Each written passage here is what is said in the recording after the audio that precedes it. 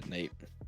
I think you're right, but I don't remember what Oh wait, it probably got brought up in planned, and then yeah, we talked about it in the group chat because I think it all started with the vault.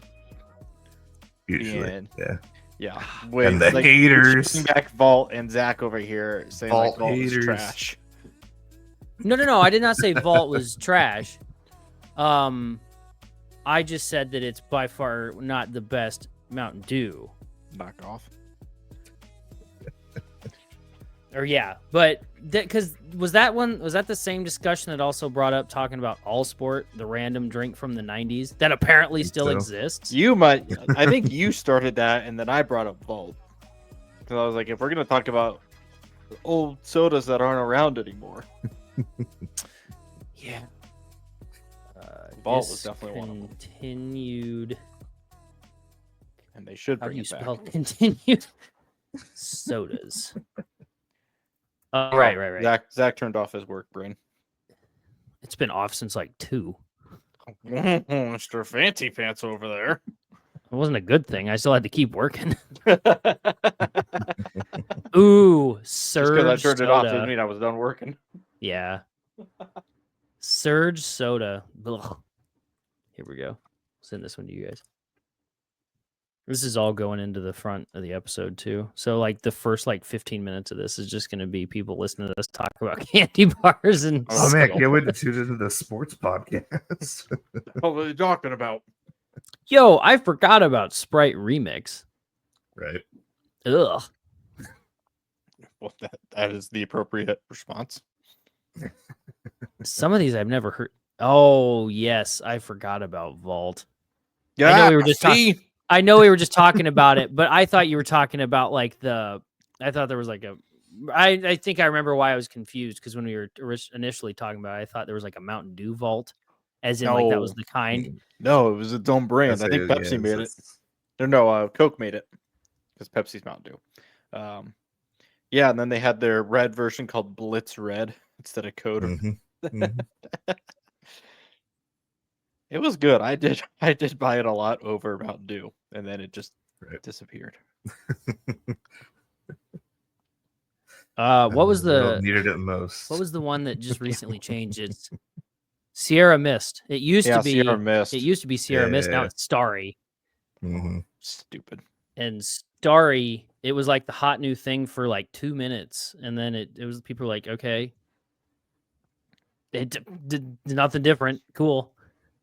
It's just Sprite lesser, basically. Here, you want another terrible list? This one is not just 50. This one's not just 50 best discontinued sodas. It's 50 plus. Oh. That's more than 50. Hold up. I'm confused on how this works. If the maths. I'm so confused. Oh, this is Mr. Pibb is still around. Isn't it? I think so. That's the top on this list. I don't know. I could have sworn Mr. Pibb was still around. See, I don't do a whole lot of the Dr. Pepper type pops. I've never liked Dr. Pepper to begin with, but boo. No, I know.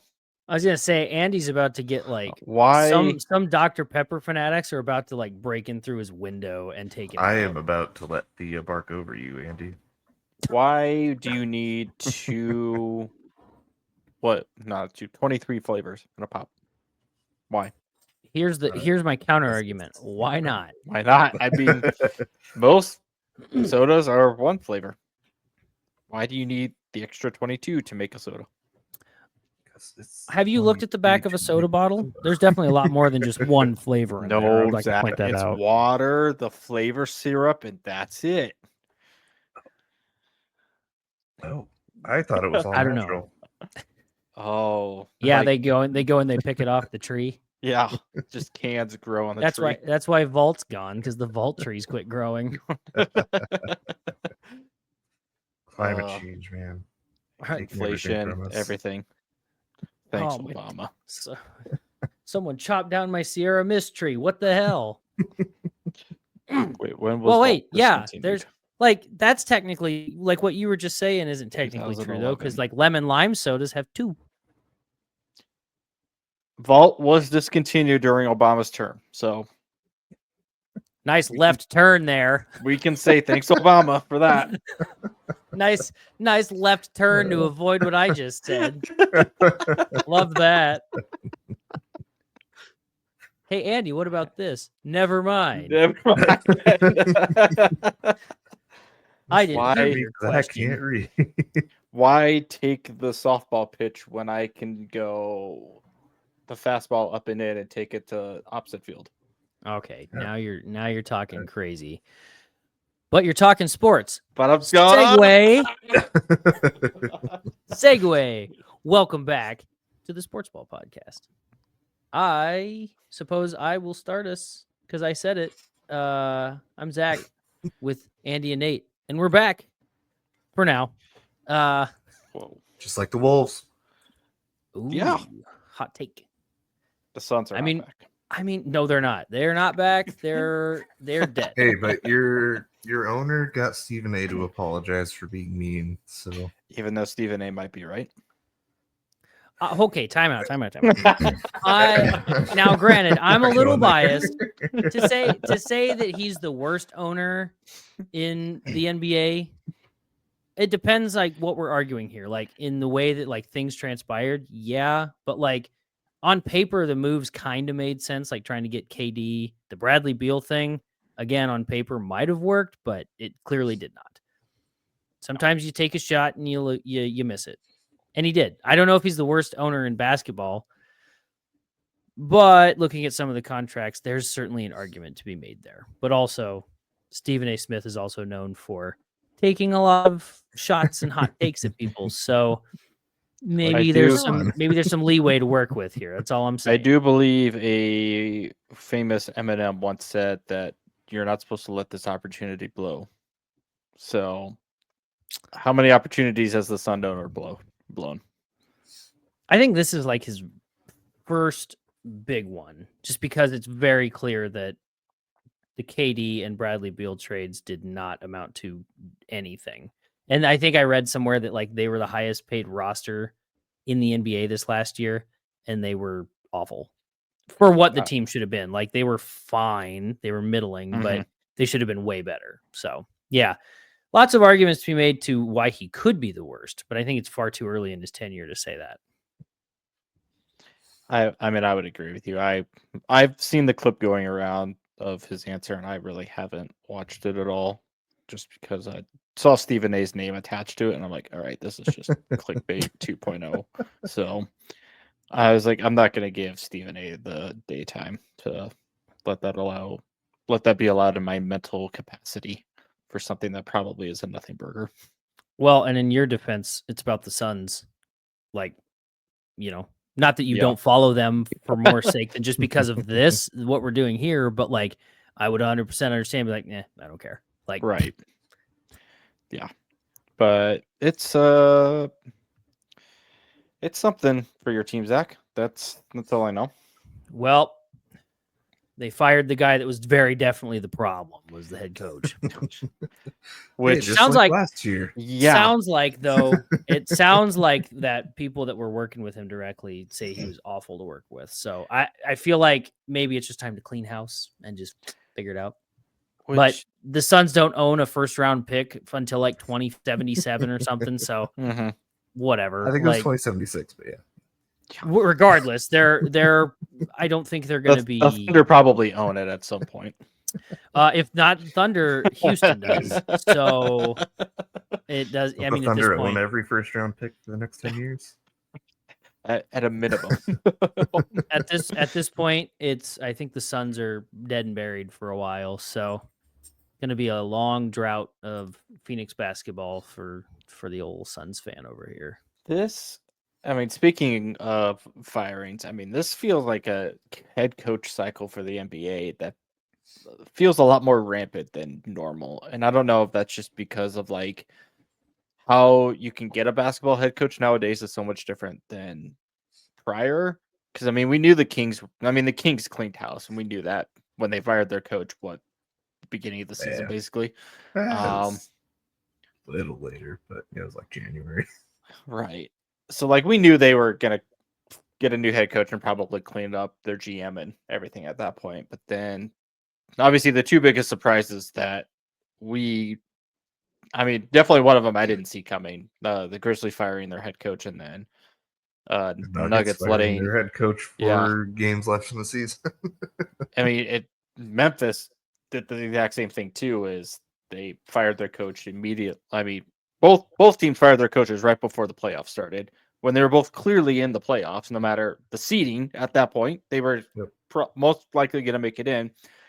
And it's insane to me to do that. Like, just wait till after the playoffs. I mean, you have a week left of the season. You're pretty much there. Just wait the extra however many weeks are left just to fire your head coach. But the Nuggets one is when the Nuggets won the finals like 3 years ago. Yeah, and it's not like they finished in the bottom of the league this year. I mean, they're still the fourth. I mean, they're the fourth seed right now, and they're the they had a chance. And Jamal Murray's played like 8 games this year. Yeah, so it's baffling that their management thinking that we needed to make a change now right before the playoffs, and it's like, okay, that's fine, but honestly, if you're looking at the reality of the West, it's nobody is probably going to win the West unless it's not like probably the Lakers, Thunder, or Rockets at this point. Whoa. Or the Wolves. Whoa. Which I really respect on my names there. really want Minnesota to win. I hate the Lakers with a passion, and I could not care less to see them further in the playoffs. But my whole point being, it's like if you're firing your head coach because you didn't get a better seed in the playoffs or try to get the 1 seed, like nobody else was getting the 1 seed in the West. So like if that was your reason to fire, especially Malone, that's an insane reason to do it, especially when you have the best basketball player in the planet on your team. I just assumed it was because the head coach had nudie pics of the owner's wife or something. He probably did, but I mean that hasn't come out yet. That makes sense. The owner came out the other day and was like, Michael Malone was just a bad coach and didn't deserve to have the opportunity. Right. So maybe if the owners would have built a team for Michael Malone to coach that was worthwhile, they'd be in a better spot. But and they did ever since the finals, and they've kept doing that exactly the same way. I mean, obviously they haven't been to the finals since they won it, but that's still a pretty recent championship by all standards. A little bit. So, it feels like it's a weird amount, like an abnormal amount of head coach firings already. But I guess, if you look at the NFL too, the NFL is kind of the same way. There's always about 3, 4+ head coaches that are fired at the end of the season every year. So I guess it's not that abnormal, but it just feels abnormal. It's probably just the timing of them is more of the surprising part, especially for the Nuggets and Grizzlies. So, it could be a situation where Jokic and Ja Morant are truly like the Aaron Rodgers of their teams, and they just push people out and get what they want. Or LeBron GM being of the Lakers. Like, we know JJ Redick does not coach that team. I don't know about Jokic. I could see Ja being that. I don't know. I think Jokic just kind of vibes. Jokic, I'm pretty sure he basketball is a side quest to him because he's made multiple comments or something in the past that's alluded to people being like, yeah, he doesn't even really take this game seriously, and he just goes off and fires off triple doubles like it's nobody's business. So it's like, what's that like? Right. You wish I could do that and make millions of damn dollars. Yeah. I mean, obviously you couldn't convince me that Jokic cares about playing basketball at all. He just does it because he's really good at it. Nor could you convince me. I mean, to be fair, if I'm going to do something, I hope I'm good at it too. So it kind of works. Really good at it. But yeah, just like you couldn't convince me that JJ Redick actually coaches the Lakers, because he doesn't. Well, we all know. I think he coaches them a little more than Darvin Ham did, at least. I think Okay. he at least shows like the analytics screen over on. I was like, oh yeah, good point. Yeah. Good point. Now let me take over, old man. Now you're showing me these things on this screen here, but I don't care. You put Bronny in, and that is the final straw. Oh, I hope so. That would be Bronny starts game 1. Oh, the memes that would come out of that. The memes would be exquisite. But we'll get to the West in a second. In all reality, it's Boston or Cleveland on the other side, right? That comes out of the East. I could see the Probably. Pistons being the sneaky, frisky team. I Or the Not the almost Knicks. like the Bucks. The Bucks look interesting. I mean, Damian might come back. He's been cleared. He's cleared and he's not playing game 1, but at least the door's open. He comes back some point in the series, and Giannis has been playing out of his mind. It's the last like month and a half. Just like that. Good. I mean, I think if you looked at the favorite, I think Boston, is the betting favorite right now to come out of the East, which I mean, naturally as track the record, returning, it's Boston's to lose until proven otherwise. right?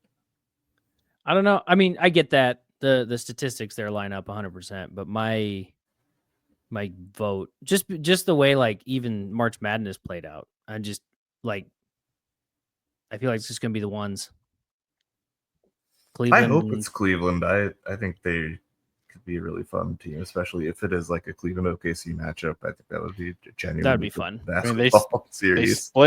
They split the season series. Now, granted, OKC didn't have, I think, Chet or Isaiah for game 1 when they played Cleveland, so that's kind of an asterisk to me at least. But I mean, that would be a very fun series because you have 2 great guards and you have the bigs. For both OKC and Cleveland would be a very fun matchup to see them go back and back. And the bench depth, I mean, pretty well stacks up on both sides similarly. So yeah, I just don't want to see Boston. Anybody but Boston. Yeah. And then anybody then but Boston. Us Suns fans over there just watching like playoffs. What are those? Zach, I mean, it didn't help that KD was out for like the last month and a half too. So. I have said though for the last however many episodes. Do you think KD is the problem? The problem? No, but I think he's part of it. Or a problem? A problem, yes, but I think the problem isn't one specific person or thing. I think it's It's a collective. But I have also been saying the last however many episodes we've done since playoffs were starting to become more of a as we got closer to them, that the Suns don't deserve to be there. And so I just wanted to. You were almost there. That's the problem. Is that you almost backdoored your way in because of the Dallas trade, basically. I know. Yeah, they almost got there, and then if that would have happened, I would have been like, this is the most undeserved. Even the play-in would be undeserved. I'm like, no. Like, the season needs to end. I mean, now. The East play-in games were undeserved. You had teams that were under 500 trying to get into the playoffs, which just exacerbates the point of the play-in to begin with. I don't make the rules, Andy. I know you. It's not my fault the East is 15 times weaker than the West. They really are, though.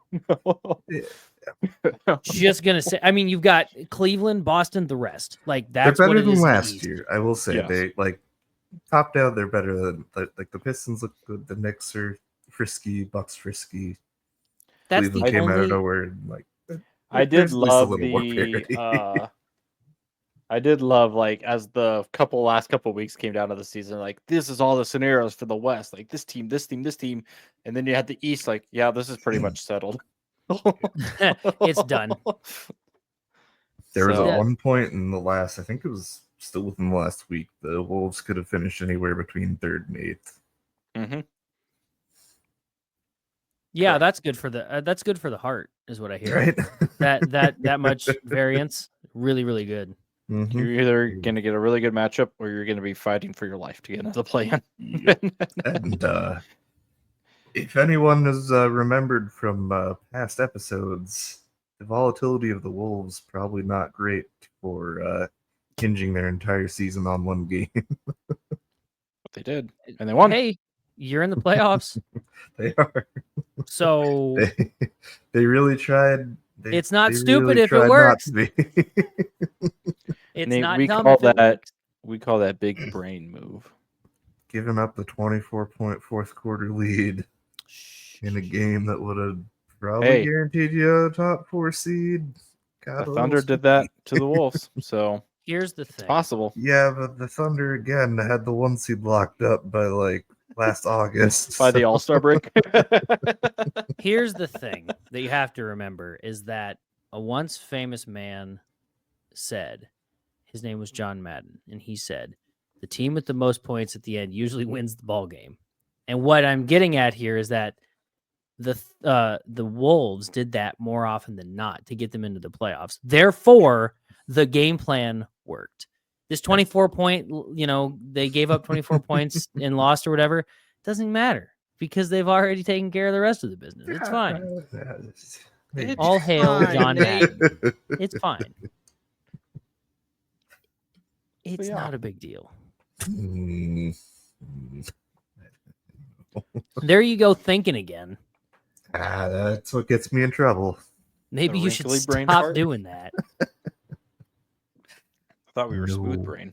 I will say though, on the topic of the East, just this is kind of tangentially related, but like the East having the Pistons and the Pacers and the Magic suddenly get into the top, 8 for the playoffs, makes me believe that maybe the Suns can turn things around to potentially get there in a couple years. It may not be a long drought, like I said earlier. Well, yeah, I doubt it, but what the Pistons win like 14 games last year. The Pistons were awful last year. Yeah, now they're the 6th seed. So I mean, now arguably they did fire their coach, so maybe the new head coach helped. I mean, Suns have done that twice now. Having Cade Cunningham not have a sophomore slump was probably really helpful too. Or a season-ending injury in the rookie. Or season-ending injury. And I mean, to the Suns' point, like you're gonna get compensation for KD. I don't know what the hell is gonna happen with Bradley Beal. I think he's stuck. You'll at least still have Devin Booker if you can get a couple pieces around them and actually play a little more team ball, not just these are the de facto guys. Mm-hmm. They will take 95% of the shots. And like sometimes it's just weird because like I'm not like the most specific basketball knower, but there's so many different things that can happen in a game where your main scorer sometimes can't score. And it's not because he's bad, it's because he's just not on that time. So sometimes he needs to become the assist guy. Mm-hmm. Like I always think back to like the Steve Nash days where he could score, but his main job was to pass the ball to the guy that can score better than him. Right. And I mean, what was the 7 seconds of offense or whatever that was called? That's probably not quite the name, but that was amazing. That's why I became a Suns fan, because like watching that was awesome. And then now you watch a team, or at least I did. I watched a few games at the beginning of the season. I'm like, it's going to take some time to get it figured out. And then they never got it figured out. They never figured it out, Zach. And so, definitely a rough watch. So I just quit watching them. And look how well it worked out for you. Well, You the didn't have to care. Wolves bandwagon is still accepting new members for the playoffs. I'll cheer on both your teams in the playoffs. And then when they meet in the Western Conference Finals? Well, at that point, I'll just then the world ends. I'll just sleep through the finals, and then whoever gets to be like, oh, awesome, good for them. Zach will be in a medically induced coma and then wake up after the champion. Like, oh, what happened? Call me Switzerland because I'll be neutral. I see what you did there. That's right. That's right. Nothing gets past you guys. Nah. But yeah, Nate, our teams are gearing up for the playoffs. Thunder don't quite know who they play yet. It's either going to be Memphis or Dallas. Going in, and like we had mentioned at the beginning, I think I would prefer Memphis just based on the matchups of who would be easier for the Thunder. But regardless, I mean, they should whoever they play, hopefully get through the first round pretty comfortably, and hopefully that the Clippers and Nuggets kind of battle and wear each other out before they play the Thunder, and hopefully the Thunder just kind of get through that too and get to the Western Conference Finals. And the only team I don't want to see when we get there is the Lakers. As much as I hate the Rockets, I think I hate the Lakers more. I still would give the Thunder the edge over the Lakers, though. But well, if it's going to be the game that they shot 17 of 20 in the first half from 3, then no thank you. Well, that wasn't even where I was going to go. It was going to be the whole the Lakers are the biggest market share in terms of people watching. So that there's going to be some kind of bass-backward stuff that happens. It's like, that random charge that didn't get called that eventually trickles down and be like, you could point to that being why the Thunder Which I think lost. Nate has pointed out before, it's going to be 8 versus 5, basically. Not seeds. Yep. 8 people versus 5 people. What? Whoever plays the Lakers. So 3 zebra-shaped people added to the Lakers rosters automatically. Which the zebra stripes are somehow yellow and purple. Time out. We're not skipping over zebra-shaped people. No. We could. Good. No. Zebra-colored maybe because they're wearing zebra-looking shirts, but they aren't zebra-shaped. I wouldn't know that, Zach. I'm colorblind. That's actually very rude of you to bring up. Wow, Zach. Can you imagine if you turned on ABC on a Saturday night and there are zebras on the court with whistles? I feel like that would increase viewership to the NBA tenfold. I know you aren't on great terms with Adam Silver right now, Andy, but we should get him on the phone, I think. Here's what would happen is that the entire world would be tuning into this to watch this because people would be like, what is this?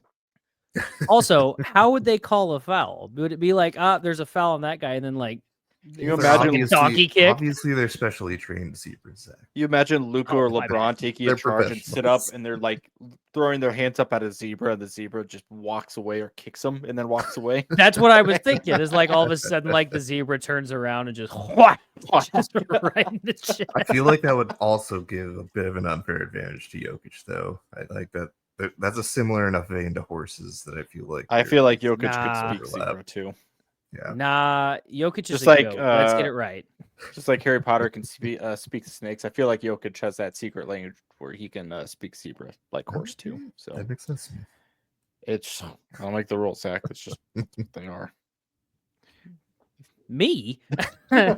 I was agreeing with that. Zach. I was agreeing with that. Well, as the only one that doesn't have a team in the playoff, you're the scapegoat in this didn't conversation believe right now. Zebra-shaped refs could work.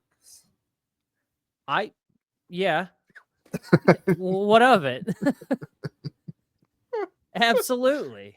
Point proof. These are one of those things. It's you don't know until you try it. It's right there. Come on. Hey, we've been doing that a lot lately, so Right. as well. But yeah, before Nate gets to his preview, my only hope is that the Thunder are definitely, hopefully last year's experience gave them enough of a we know what to expect, what we need to do now. I mean, it's largely the same roster besides of what you added with Isaiah and Alex in the offseason. So the younger guys be their second go around. They're still the youngest team roster-wise to make it to as a number 1 seed in the playoffs, only beating themselves by last year as the youngest team to be the number 1 seed. So hopefully, I mean, they definitely have played like they mean it this entire year. I mean, you don't win, 67, 68 games for nothing. So they definitely, they know what needs to be done. And, running into Dallas last year, I mean, they went to the finals, so can't really fault them for, I mean, you can't kind of fault them for losing to Dallas, but at the same time, you also lost to a team that went to the finals at the same time. But it should be a fun series, or I guess whoever they play in the first round, who knows who that'll be. But I'm definitely looking forward to having now more of a stressful type game watching that I haven't had for most of this year, because I think they finished with the highest point differential over this season in the entire NBA history. So I think they have like the most double digit win, or like double digit point wins, somewhere in like the 40 range or 50 range of how many games they've won by double digits. So Can't wait for somebody that's like over the age of like 50 or 60 to like comment on our video when we post this, to be like, that's because they play fucking like 74,000 games a year. well, I think they kind of do, but that's baseball. Yeah. They I'm play like just 75,000 games. I have it all figured out. They need to shorten the season to like 66 games. Right. I've got the schematics ready whenever Adam Silver wants to talk. Looking You should at show them here. You should just be like, hey, I'm going to show you right now. So speaking of the odds, Oklahoma is favored right now at plus 180. Boston is 2 at plus 190. So Vegas thinks it's going to be a Boston OKC final. Cleveland at plus 575, which is a very vast difference for second and third place between those two teams. And these are overall winners you're talking about? Yeah, like predicted winners to win the championship, basically. That's what I thought, but I was just like making sure I was on the same Yes. page here. You threw in a baseball joke in there too, and so I was just like, brain doesn't know how to work. You have better odds to win the West over the Rockets, if you want to look at it that way. I don't know if that's a compliment. I'll be honest. I mean, it should be. The Houston's the 2 seed.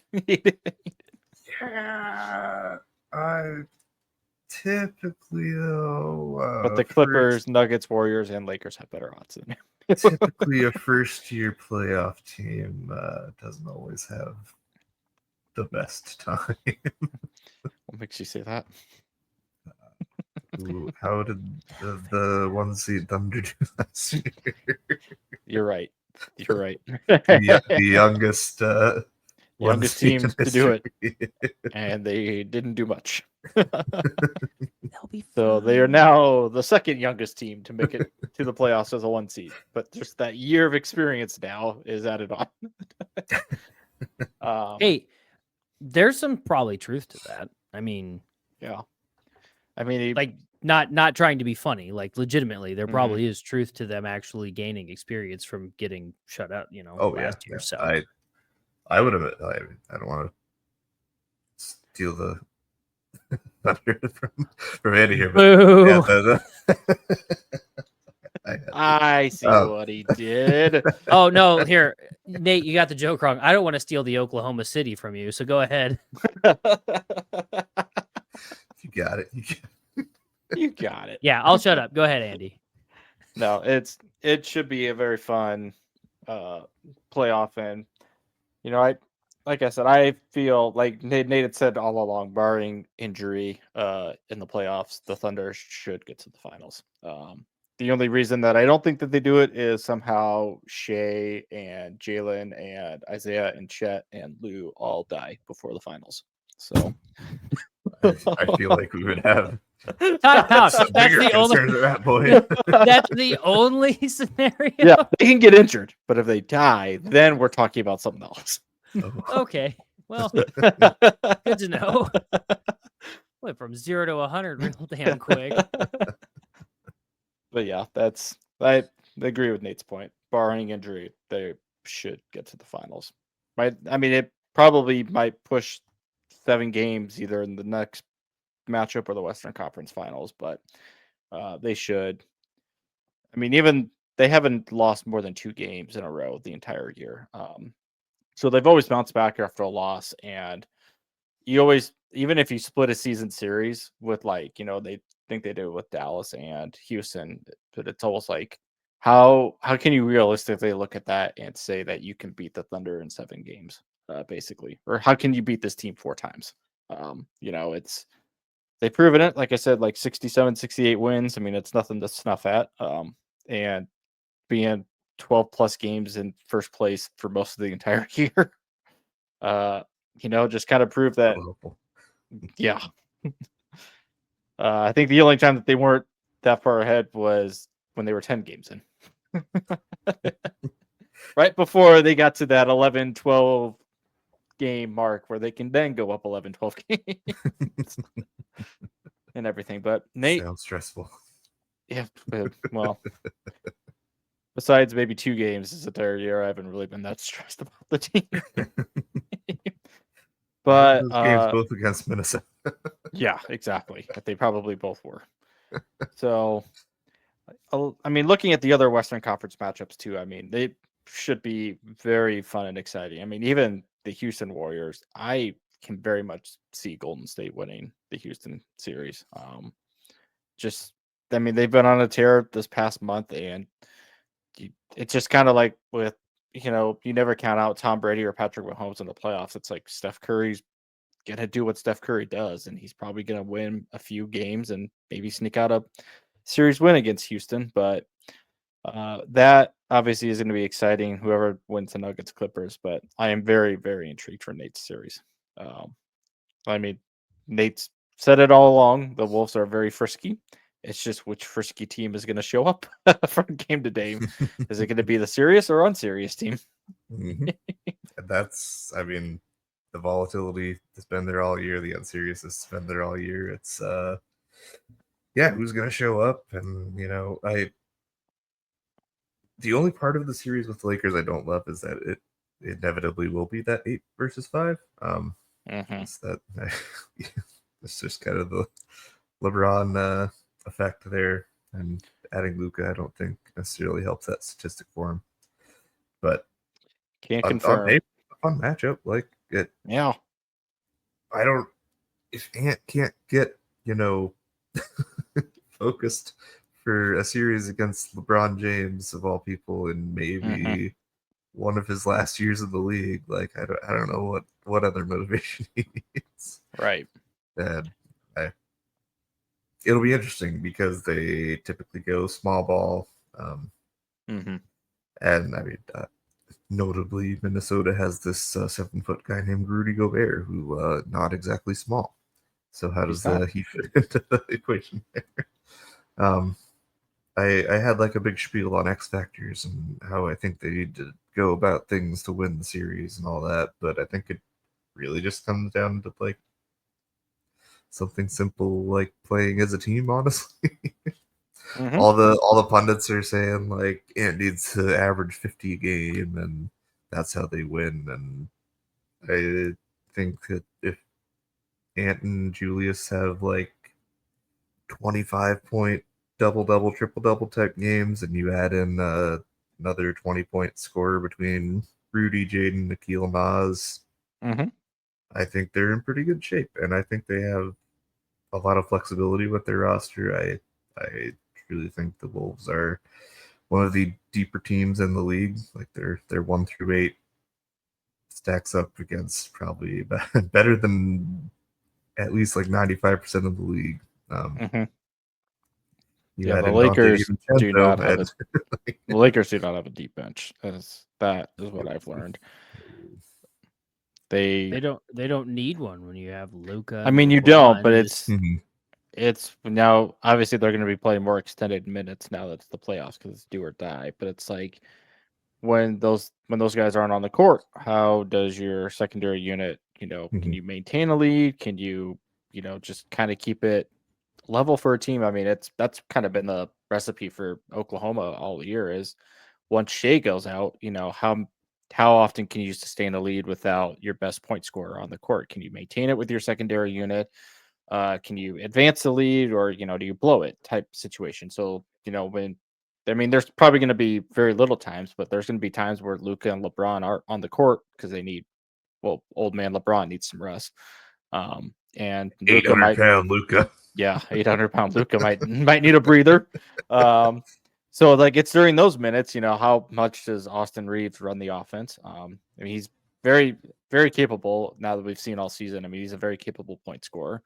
How effective can he be when he's going to be the main point of offense? And you have teams that might double team him or might put more focus on him. In that situation where both those guys are off the court. So that's why I agree with you, Nate. Having a deeper bench, especially when your main guys need a break or their main guys need a break. I mean, you need your secondary guys to come up and advance your lead, or maintain it enough where you if you go back and forth, it's fine. Just don't blow it, type thing. Mhm. So you definitely, yeah, and I keep bringing this back to my team because it's a great example. But I mean, Oklahoma City, like Nate, 1 through 8. I mean, Oklahoma City's got like 1 through 11.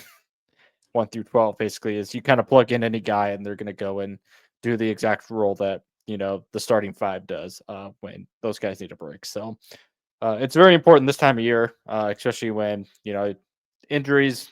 You don't have weeks at a time to hopefully we can make it to this next week and they'll be back. I mean, you have days now to figure out if one of your starters goes down with an injury in the playoffs. I mean, you can't hope for the best and hope they'll be there by the next series, type thing. You got to plug in your secondary bench guy and go forward. So yeah, I do want obviously, like I said, I want the Wolves to win this series. It's how much, and LA is a very physical team. I noticed that when they played Oklahoma City, and I know Oklahoma City is very aggressive and very physical on defense, and they get a lot of fouls called. But when you got Luka doing his little bait foul type thing, when you got LeBron that just drives a jump truck into your chest every time he and gets the charge, I mean, they're going to get those fouls called because they're popular guys in the league and they're going to get the whistles.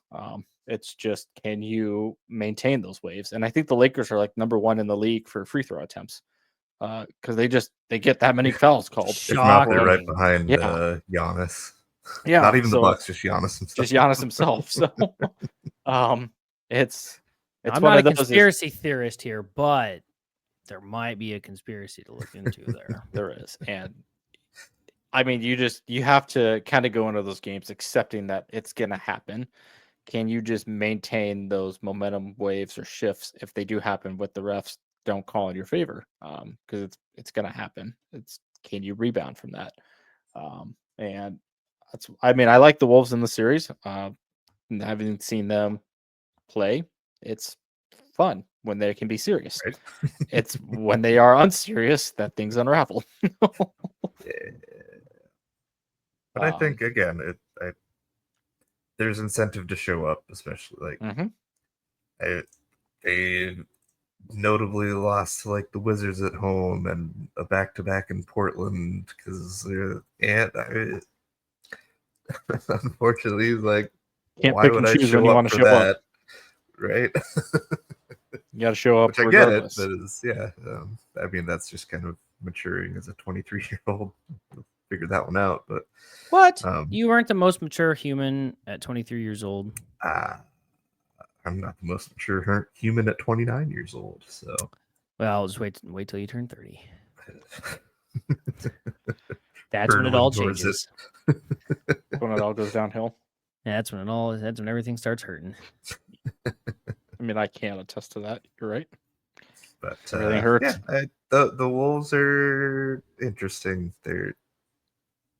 The depth, I think, is going to be a real big factor because throughout the season, and it's changed in the last month or so, there's been a little more serious basketball overall, but a lot of the season was get through your starter minutes and then the bench squad picks up the slack and gets the lead back, which is encouraging if you can get your starter minutes a little better, and then you're obviously just in a better place.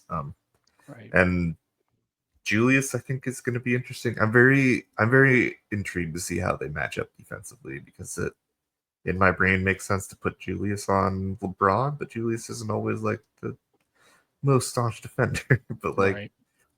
physical wise, they match up there. Then who do you put on LeBron, and do you want to tire out Ant to put him on a higher defensive matchup? So it'll be some of those X's and O's are interesting, but my biggest X factor, I think, is going to be Rudy Gobert in the series, because they have Jackson Hayes and like Jared Vanderbilt, and those are centers that Rudy can.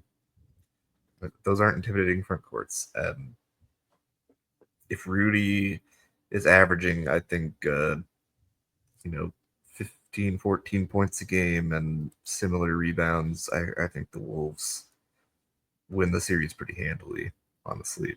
Because that means that Ant is getting engaged and not just having the tunnel vision where he needs to shoot a three every time down the court. He's getting his teammates involved. Julius would obviously be pretty involved in that as well. So, I mean, pretty much the same places I've been with the Wolves all season, where the floor is horrendously low, but the ceiling is like, there is a world where they figure it out and win the finals. Like, I wouldn't want to discount that, but there's also the floor where they get swept in four against the Lakers. So right, pretty broad outcomes there, but I'm excited for it. Again, getting the whole ref thing aside, it should be an interesting matchup. JJ Redick. I know, like, the joke is LeBron is the coach, but like JJ Redick is a smart coach overall, and very analytic based. And LeBron and Luka are two of probably the most cerebral players in the league, where they just can think the game 3-4 steps ahead. And so having all of that against a team that depth wise is probably overall better, but versus the team that has kind of the top end talent. And basketball IQ. So it should be a fun matchup. I'm going to go with the homer pick of Wolves in 6, though. I would hope you pick your own team. I try to be realistic. I'll just say the Thunder in 5, because I do feel they'll drop a stupid game for some reason. And it's tough. It's tough to know, though, because you don't know who you're playing yet. They don't know they're playing until after Friday's game tonight. So, like I was saying, if it's the Mavs, I think they'll give a little more trouble, unless Joe just like goes gangster on the entire squad. Right, and it's not like and it's not like you've had a week or so to know your opponent to kind of game plan. I mean, they're gonna have like 2 days to game plan, but they've also played this team, like either team, all season. So it's not like you're looking for new things or anything like that. You're just gonna go out and do what you did all season against the other team. So. I don't know if there's really an advantage for not knowing your opponent until 2 days before versus having like a week that the Wolves and Lakers have had to kind of figure out matchups and things like that. But no, Thunder will be fine. They're gonna, like I said, they'll win in 5, probably the first matchup, just because they're gonna drop a stupid game where probably they don't show up one night. But their second round matchup between Denver and the Clippers. The Clippers have been hot. And which is why Denver, I want them to win. Jokic, Jokic, but a unraveling head coach, GM, front office situation for the Nuggets. So I don't know how much that actually gets to the players on their level, but it could. I don't know. Yep. Well, if we want to keep on the theme of playoffs that are starting soon with Zach's team that he picked, also shitting the bed, but you guys having a team in, we can go to hockey. Well, because let me tell you, everything I just said about in the West, everything I just said about the Suns, it doesn't quite apply. The Predators had just an awful year. They're only going to be doing some rebuilding. Might be coming back stronger next year, but playoff hockey is here. And for those that have been long followers of the podcast, know that after last year watching playoff hockey, I was sold. So I will be paying attention. Playoff hockey. Yeah, and now we're back, and we get to watch more playoff hockey. And even better, we get to watch playoff hockey with your guys' teams in. I can't remember. I know the Avalanche were in last year, but I don't remember if the Wild were. I don't think they quite were made not. I think they did the thing that they tried to do this year where they lost at the end of the season. So with that said, I'll let you guys get into your spiels about it, but I wanted to start with this because I think we're all in agreement here. You guys will cheer on your teams when it comes to the Western side, but on the Eastern side, we obviously have to be cheering for either the Mays or the Canadians because they're Canadians. That is always my secondary choice when the Avs, if they go out, it's defaulting to the Canadian teams to win. Yep. Whoever is left from Canada at that point, one of them should. Well, again, I don't surely know one of these years Canada will win the Stanley Cup again. That's what I'm hoping for. Their best chance was probably last year. I mean, Winnipeg's been There's 2 teams in there, or there's 3 teams in the playoffs. Hellebuyck is such a good goalie. I mean, he's up for MVP, like whatever they call their MVP award this year. I mean, you don't think of a goalie winning it, but like I think he's second place right now behind McDavid again, for winning the NHL MVP on the Western Conference side. So that tells you just how good of a year that Hellebuyck's had at goalie is that he might be MVP, which is turns out having a goalie is important. It's kind of very important in hockey. Yeah, turns out. Somehow in my brain when I was saying that earlier too, I forgot that Winnipeg is in freaking Canada. So I was like, there are 3 skipping a jump away from Grand Forks. There were 3 Canadian teams in the NHL playoffs this year. So 3 teams that I will be cheering for, along with your guys's, of course. But there's 4. You say there's 4? Yeah, there's Toronto, Montreal, there's 5. Edmonton, and who am I missing? Who's the 5th? There's Toronto, Ottawa. Oh shit, Edmonton's Montreal, in there. Edmonton, there we Winnipeg. go. Yeah. Who's the other one I'm missing? Winnipeg? Ottawa. Yeah, Ottawa. Oh shit. One of them's gonna knock each other out though, since they play round 1. But so there's a chance that we get to the second round and there's 4 Canadian teams still, or there's none. Well, there'll be 1. There'll for sure be 1 in the second round. There will be. I mean, there could be 4, or there could be 1, or there could be a mix. But the most they could have is 4. The worst they could do is 1, and then who knows from there. So well, either way, and you know what's going to suck at this point? It's probably going to be something stupid like the Capitals winning it again. So it's like whatever. They've been on a tear. If it's Ovi's year, we broke the record. I'd be all right with that. For Ovi to go out on breaking the record and winning a Stanley Cup, I mean, you'd have to retire after that. That's like a storybook ending. Yeah. You would think so, but then you look at the NFL when Tom Brady had the perfect chance to do it after winning another Super Bowl, and then he sucked with Tampa Bay, and then went out on an 8-8 year or whatever it was. It's like, no, dude, what are you doing? Then he sucked. But yeah, it should be a fun playoff, at least for the Avalanche. I mean, they get Dallas. They've known they've got Dallas for like the past 2 weeks, just based on where they were in point standing. So that's going to be a tough series. I mean, they lost to Dallas last year in the second round, so it's going to be a tough matchup for them. I know with the whole trade off, or I guess the trade deadline, they kind of went all in and pushed in for chips to win now. Biggest thing is they're going to hopefully get Gabriel Landeskog back, who is their captain. He's been out since like the past year and a half or so. So he's going to be an important piece. Not that, I mean, you still have Nathan McKinnon and Cale Makar and, the other big MVP type players on your team. Just might add a former type MVP player back in the lineup after being injured for so long. But yeah, it's going to be a tough matchup. I mean, Dallas is good. Probably have a chip on their shoulder from last year of how that playoff series ended. Are they good though? They just lost to the Predators here not too long ago. Well, I'm guessing they were sitting a lot of stuff. I think they were sitting because the Avalanche did not send their top guys on their 3-game road trip to end the season. So Colorado went 2-1 in that time frame, but they didn't send. Who'd they play? God, let me pull up their schedule real quick. I forgot that they don't. My brain's still kind of like in baseball mode. I forgot they don't play like series. So never mind. No, it was just like a 3-game road trip. But I mean, they had played the Kings and won. I think they had played the Ducks and barely won. They were down 2-0 in that game, and they played another bottom tier team. But I mean, they didn't send any of their guys for those last 3 games. Which I imagine Dallas probably did not either.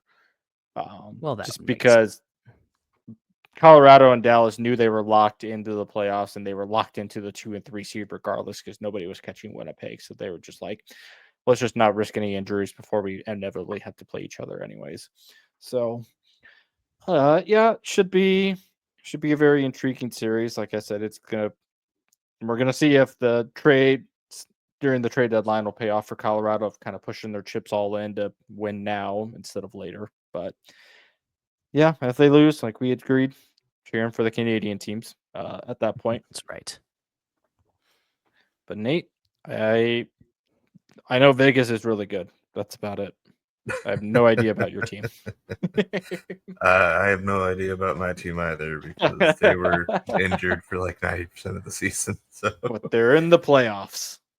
They're just sure getting are, they're even though getting they- healthy right when they need to be. Yes, that one. That's exactly when you want to get healthy. Hey, means they're around. I don't know. They're around for the I- playoffs. I hope can't they say beat that with my team. Vegas. I feel like if they pull off a miracle upset over Vegas, I feel like they probably lose to the Kings or Oilers in the next round. But I mean, when they were healthy, they were clearly up there in like the top 2-3 in the West for a lot of the season initially. So there's a world where that happens again, I guess. But, I don't know. Probably not. Minnesota hockey tends to not have good things happen to them, so Not with that attitude. I would like to be surprised. Not with that attitude, Nate. They did. They were like I said, they were really trying to not make the playoffs this year. No, we don't want it anymore. We're tired. They took their last game, I think, to overtime. They won and finally clinched. And if they would have lost that, they would have been at the mercy of whether Calgary won or lost their last game. So, Oof. Fun. Yep. But Well- hopefully healthy now. So hopefully, I was just looking through some like expert picks, and they are like the least likely team to win their series based on those expert Ouch. picks. So That's no bueno. yeah, like I said, Vegas is good. I know that much. I don't know how good, but I know that they're good. Yeah. But even if you don't have a hockey team to watch, we encourage everybody to watch playoff hockey because Playoff hockey is I am so excited crazy, for it. bro. It's electric. Despite my demeanor on that, I am excited for the playoff hockey. It's It's even if you're chaotic watching with just a that random and the team. NBA together. So Yeah. I mean, Like- that's how I became a Predators fan because I liked how they played in the playoff. They even lost in their series, but I was like, they seemed like a fun, scrappy team. Mhm. That was a mistake, but here we are. It's playoff hockey's electric. Well, keeping in the playoff realm, then, even though this game has already happened, I feel like we've got to talk about the Houston, Florida game. Oh. If nothing else, we got to talk about the Heartbreak. worst last shot I've ever seen, ever advertised, like ever Houston- televised. Oh, yeah, it was that was tough. as much as I thought Duke not scoring a field goal in 10 minutes of a game was bad and levels of Nebraska ball bad. Whatever Houston did at the end of the game was also bad. Well, and it was very similar, wasn't it? Though, because like Houston, all of a sudden, Just like I mean, they had a 12-point lead, and then all of a sudden they didn't because they just didn't stopped scoring. score. Yeah, And it's just like, what is going on? And I mean, I know like they were even talking about it on TV, like Florida. Both teams were known for having pretty solid defense, obviously. Mhm. And right. Florida just finally figured it out. But like the first half you watched, and it was like there was nothing called hardly at all, unless it was like No. somebody getting Mhm. tackled. And And then I the was second like- half, it was like I whoa, enjoyed it because I'm like they're letting them play. Like we're not gonna get Nate's favorite meme of the guy looking in the mirror is like, now go out there and make this all about you. Like I didn't think we would get any of that, and then yeah, the second half happened, and it just fouls went skyrocketing. like there's a middle ground between those two for sure. But like Mhm. the first half, I was like, God, okay, some of these should have been called fouls, and I'm like, I get it, let them play, but like, come on. And then the second Mhm. half, everything was a foul, and it's like, okay, that's not what I meant. Right. Yep.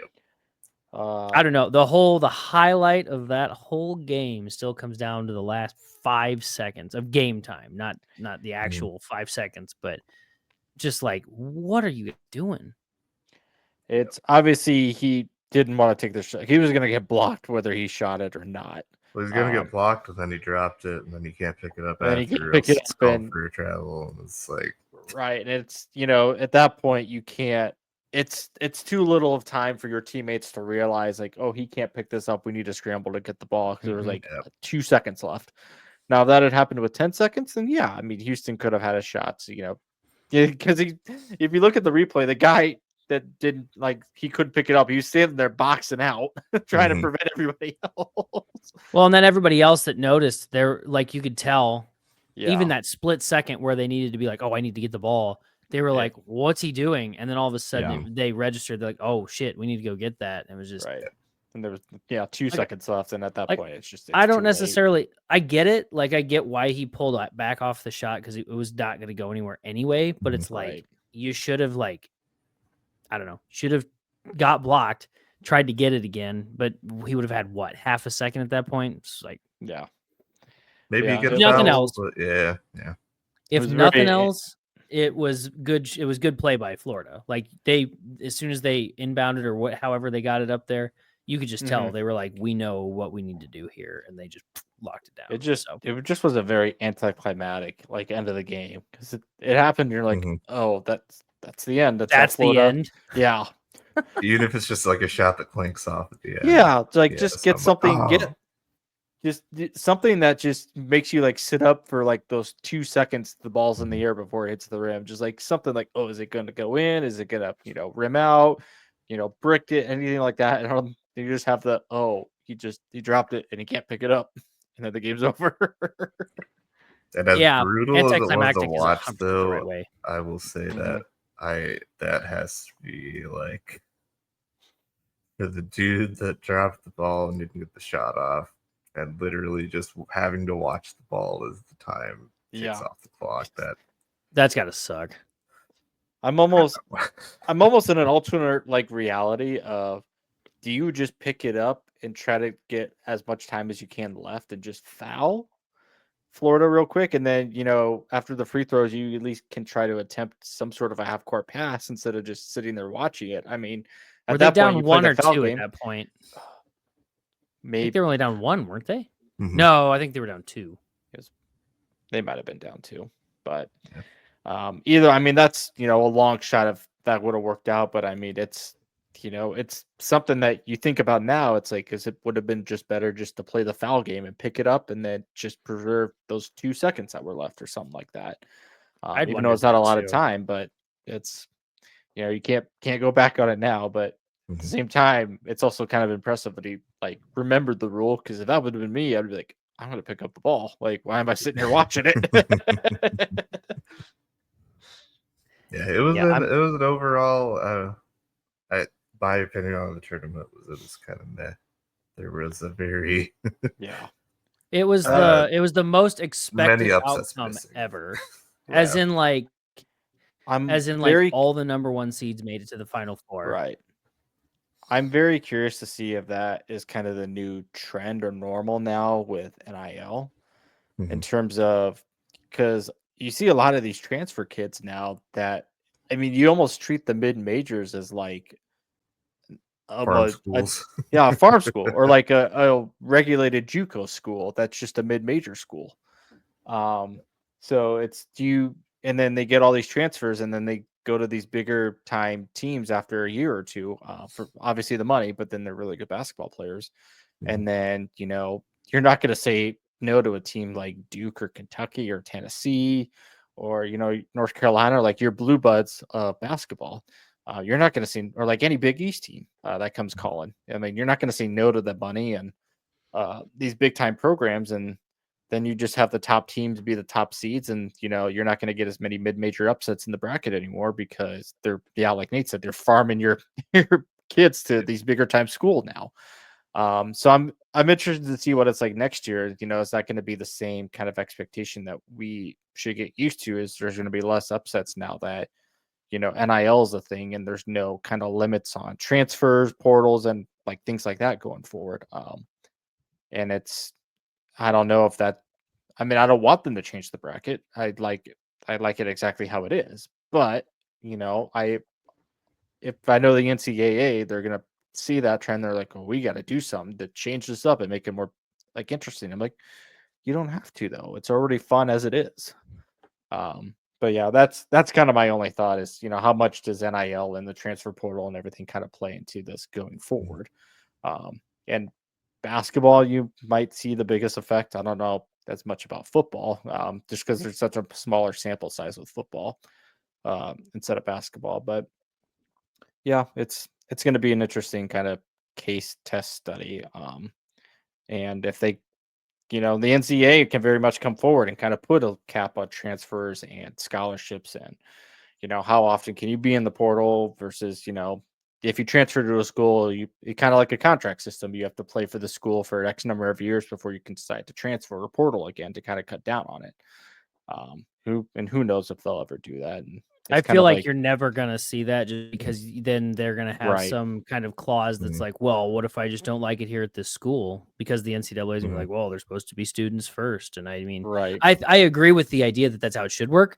I just don't think we're ever going to see it because that's unfortunately how it gets precedented is, oh, they're supposed to be, and they are supposed to be students. I'm not saying they're not, but obviously. Cue up the Cardell Jones tweet from circa whatever that was. God, that was such a classic. That was amazing. I loved that. Why? That tweet was I came here to play football. Why do I got to go to class?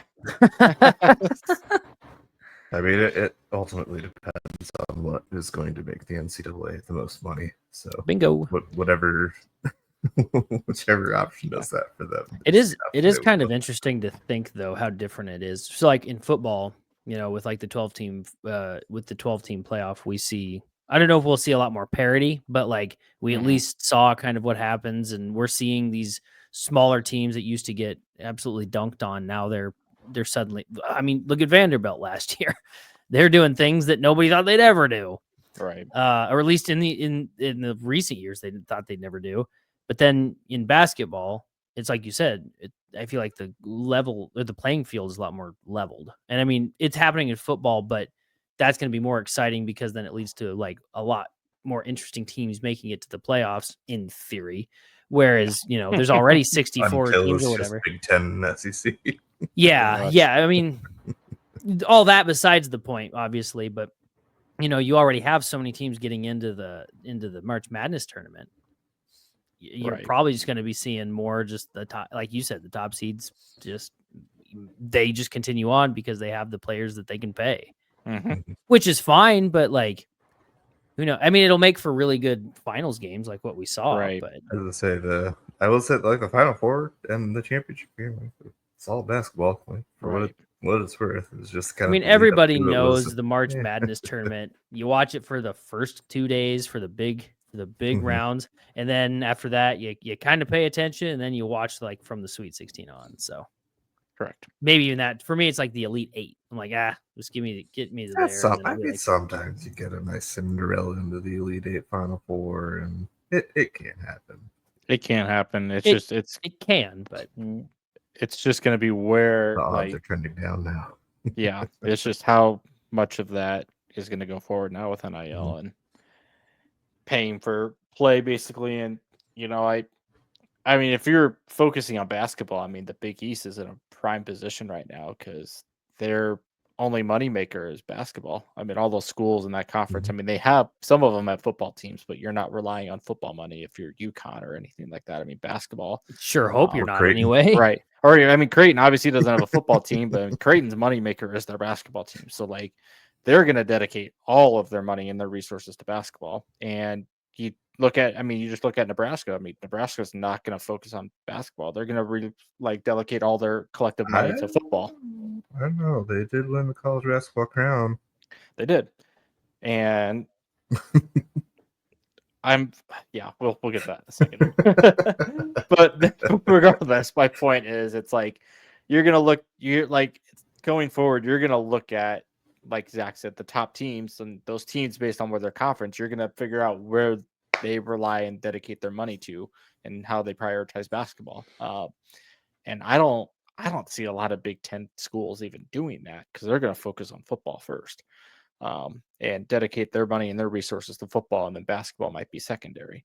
It may definitely going to be true for Nebraska, and who knows going forward. But I wouldn't be surprised if, I mean, the Big East is already a fun basketball conference, but I wouldn't be surprised if they kind of step their foot on the pedal and start to become more top-seeded dominant in the next couple of years and so forth. And the SEC is just the SEC. I mean, they're going to be in everything, no matter what sport it is: basketball, football, baseball, definitely baseball. I mean, by far the best conference in baseball. That's not even a question. And the Big 12 is just kind of in the middle somewhere. They kind of care about all three sports just intermittently. I don't actually know which one they prioritize or care about more. I think it kind of depends on the school at that point. Like Kansas wouldn't prioritize. I mean, they might prioritize football now, but they're definitely a basketball school. There's no doubt. Bill Belichick in North Carolina, they're a basketball school, but they might be a football school now. The ACC conference still? Yeah. They've had some pretty decent football years, though. So, I mean, they might be on the up and up. Yeah, with Mac Brown. Now with Bill Belichick and his 30-year-old girlfriend. Hey, we'll see how that works. But yeah, we could talk briefly and kind of wrap up the Nebraska ball season that was disappointing and weird. If you thought the Wolves were frisky and unserious and serious, may I present to you Nebraska ball? Every time, first off, Gus Johnson calling the crown was immaculate. Fantastic. Every Nebraska ball game, he got through most of the game. And once you get right to the end, there was always a little snippet about, hey, did you hear about this Dylan Raiola kid that Nebraska's got? This sophomore star-studded quarterback. They're primed to have a good season. And it was just like, Gus, I don't think Gus can go through any broadcast that's not football related and not talk about football, at least for a little bit. That's fine. True football guy. he is I just enjoy listening to Gus talk. Yes.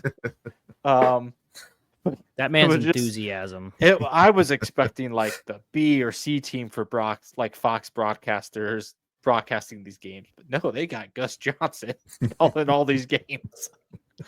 So I mean, based on how it went, I could definitely see a lot of teams going forward kind of prioritizing the crown over the NIT at the end of the year. Just based on how, I mean, obviously Nebraska won it to no surprise. I mean, they should have won it. Yes, I was not surprised by Nebraska winning I was going to say games down the stretch. I was going to say, to no surprise is quite a bold statement. But every time that like Gus brought up the Nebraska ball season, it was like it was in waves. They were 12-1, and then they lost 4 games, then they won 5 games, then they lost the last 6 games. So it's like Nebraska was very much on a like up and down winning streak of winning, losing streaks. And then like they won the last 4 games after like losing the last 5-6 games. So like I had mentioned, if you thought the Wolves were serious and unserious at times, the basketball was definitely there. So it was fun. It's very, very touching to see that Juwan and Bryce got to go out on top. After missing the Big Ten tournament, which after winning the crown, you're like, how did this team miss the Big Ten tournament to begin with? Another question for another day. But it was very, very fun and touching to see them end their Nebraska careers on a high note on top. I definitely wouldn't be surprised to hear talks. Who knows if Bryce or Juwan's numbers will be retired, but they're definitely going to do something to dedicate what those two meant to the basketball program going forward, because they stayed and they, obviously last year they got Nebraska back to the tournament for the first time in 10 years. Would have been nice to see him again this year, but they definitely stayed the ship with Fred and kind of helped make Nebraska ball more relevant in the Big Ten in terms of basketball after kind of the 2 good Tim Miles years, and then obviously Fred's horrific start after those first 4 or 5 seasons. So yeah, it was. I mean, I was a little emotional watching Juwan and Bryce kind of hug each other at the end after they won, because you just know what being at Nebraska and playing for Nebraska, what it meant to them their entire careers. And who knows with Juwan, he could continue playing. I'm hoping Bryce does well in kind of the combine. I'm sure he's probably going to go through the draft selection process, and if he doesn't get drafted, I wouldn't be surprised to see him as an undrafted free agent pickup signing by somebody for a G League team. So hopefully he does well, and that Bryce might be a end of round 2 pick, sleeper pick for somebody if they want to take a chance on him. But I mean, that'd be really cool to see. I'm not overly confident, but it's the possibilities there. But yeah, it was a fun 4 games in the Crown tournament. I know, like I said, they should have won it considering the circumstances of the other teams that were in the tournament, where some of those guys were not like some of those teams didn't have their full staff of players because they were either in the portal or they were getting ready for the NBA draft, and Nebraska wasn't really in that position at all, where they didn't really lose anybody. They didn't have Raleigh play, which again is neither here nor there.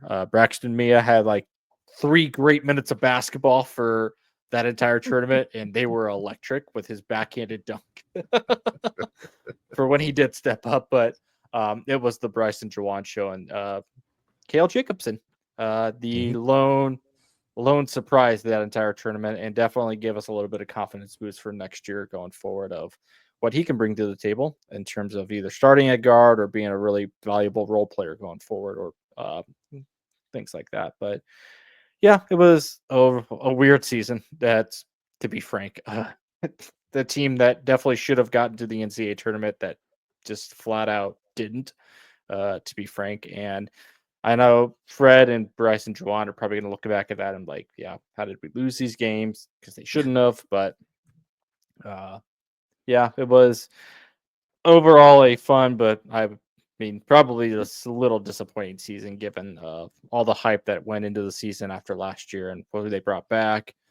And I mean, they had it. They definitely had the path there. They couldn't seize it. So that was disappointing, but always fun to send Bryce and Juwan, the goats of the Fred program, out on a high note. So yeah, that's kind of my bow on Nebraska ball, and they've gotten portal additions for next year and everything, and we'll kind of see how things shape up over the summer when they kind of finalize the roster going forward. So who knows what next year brings, but Fred is still here, and that's what matters.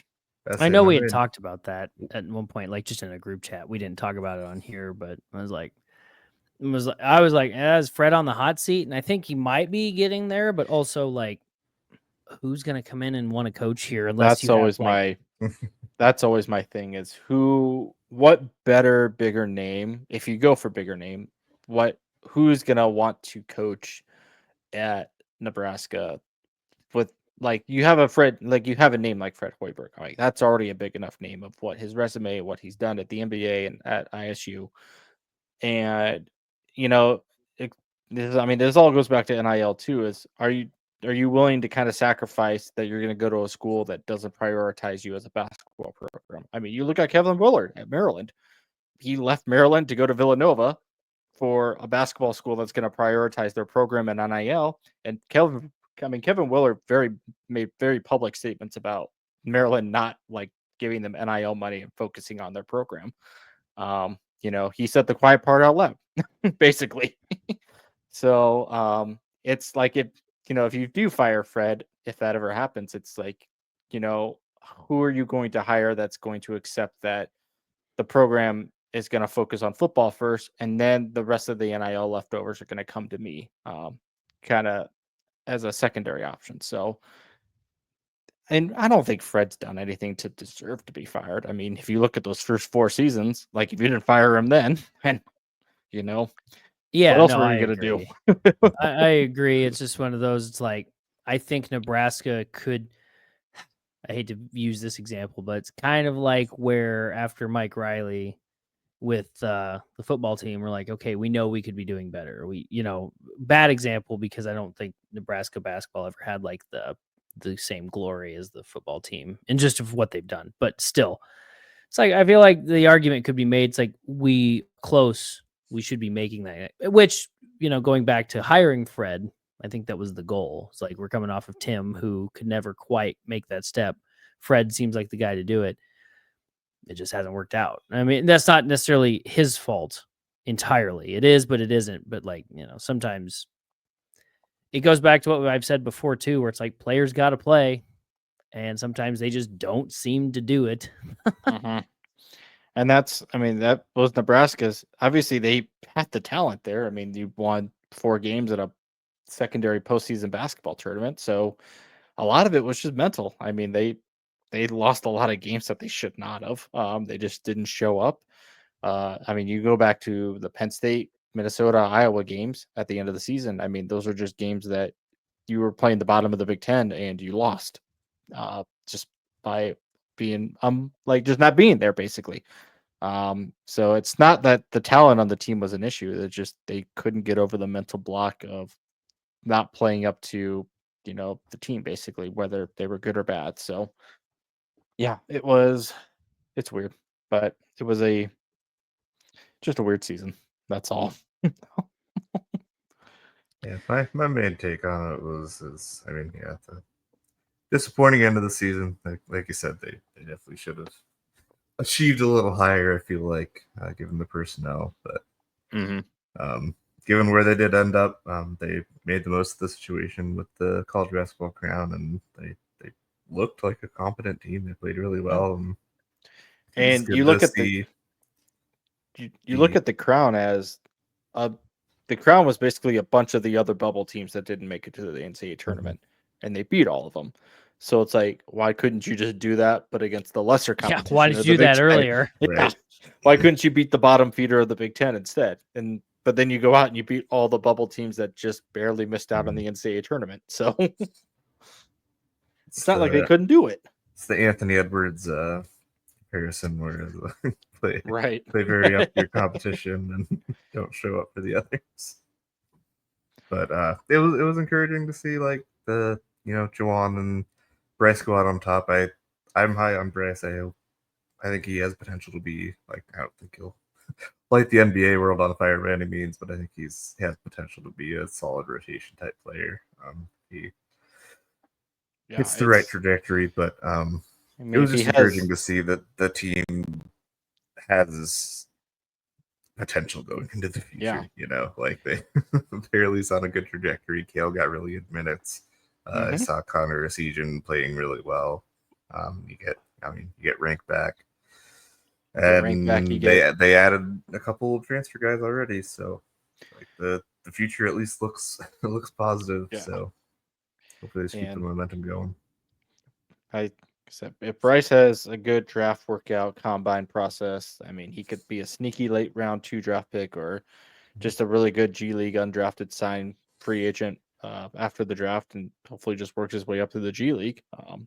Because he did it all year at Nebraska, no matter the end of game situations or anything. I mean, nothing faced him. It looked like he had been there and done that, regardless of last second on the clock, trying to beat a buzzer beater, win the game. It was just cool and calm and collective, and you don't get that out of very many guys. So they already have that mentality, and that presence just adds just another element to your game, where you can work on the other things and not have to worry about the mental aspect of keeping your emotions in check or anything like that. So hopefully it works out, but we'll see over the next month or so as we get closer to the NBA draft.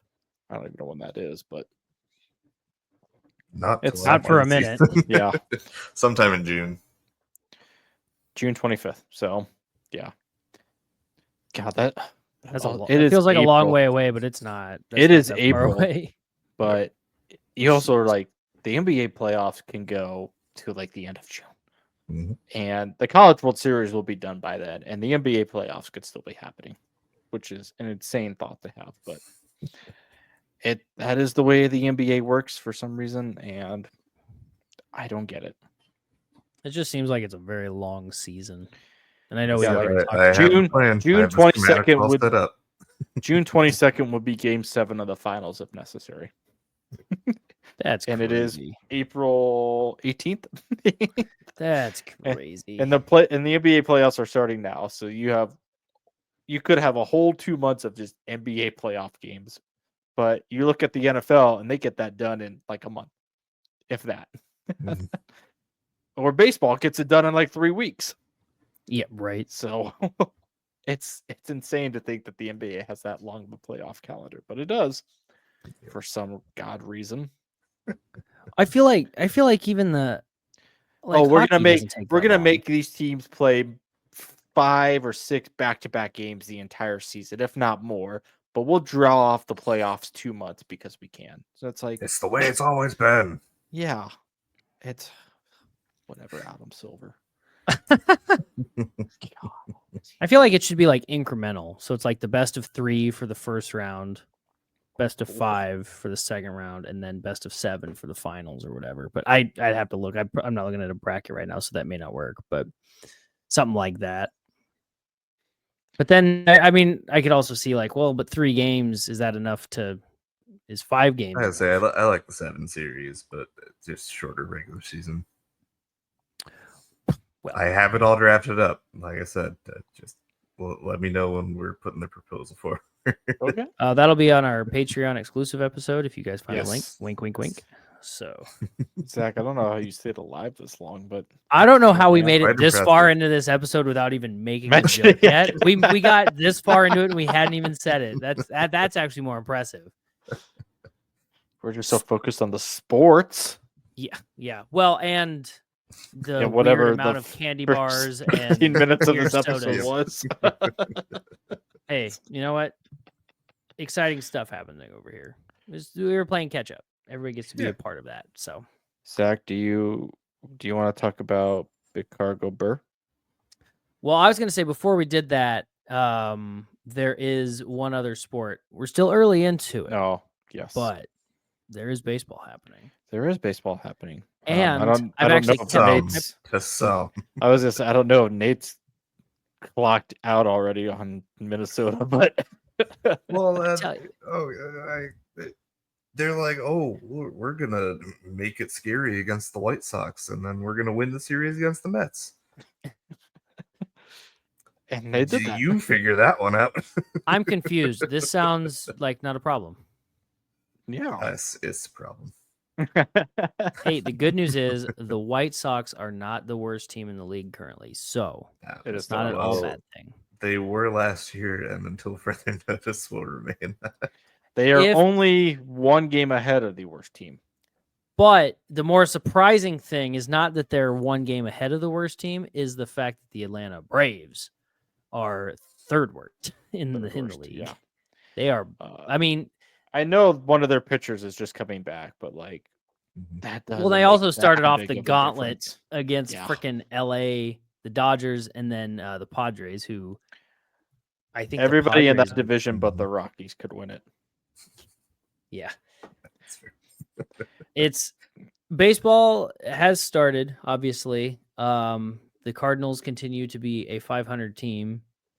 They'll win a game that they have no business winning, or they'll lose a game by some small, well, unless it's against the Red Sox where they give up like 400 runs.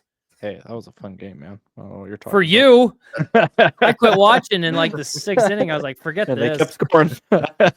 I will say though, even like that game was bad, but like the one thing that I keep taking away from every Cardinals game that I watch, which has not been every one of them, I learned my lesson from last year trying to watch baseball, which is don't watch every baseball game ever on TV. It makes it very hard to.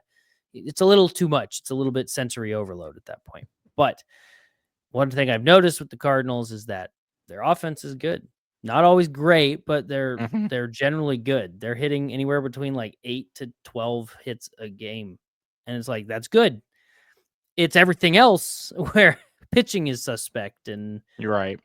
it's like mainly that. It's just mainly pitching. And like I'm not like a pro at watching baseball, but even I can be like, that's bad. That's not ideal. So Cardinals are going to do something. They're going to probably middle throughout the year and then maybe squeak into a slow playoff spot if they go on some kind of run somewhere, but I'm not counting on that. So baseball started. It's exciting. I'm into it, but I am Still early. unfortunately. Anything can happen.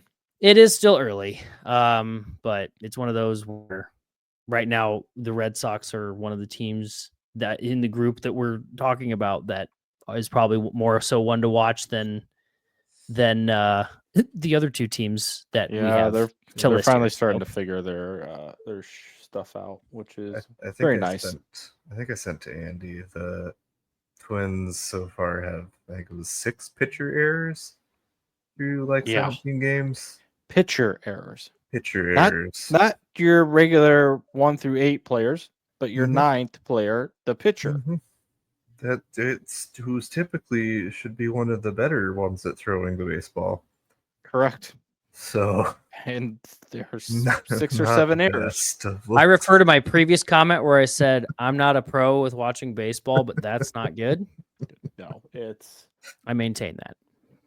and the amount of first off, like balls hit back to the pitcher. I mean, they happen, but they're not so common every single game. So to have what we're 20 games into 6 or 7 pitching errors already, that's and it one Minnesota's probably doing something incredible to get dribblers back to the pitcher. So keep that strategy up. The issue is the pitchers are not executing the second part of that. Yep. And I think the other part, the like the Twins' record for most pitcher errors in the season was 27. So we're like a quarter of the way there. We're 20 games in. Keep up the good work.